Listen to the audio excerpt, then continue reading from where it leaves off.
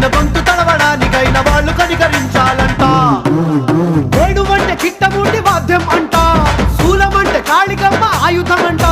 పాట పాడడానికైన పోటు పడవడానికైన వాళ్ళు ఆనతిస్తేనే అన్నీ జరిగేనంట. రంగా రంగా రంగస్థలాన రంగు పూసుకోకున్నా ఏస వేసుకోకున్నా ఆట బొమ్మలహు అంట, మనమంతా తోలు బొమ్మలహు అంట.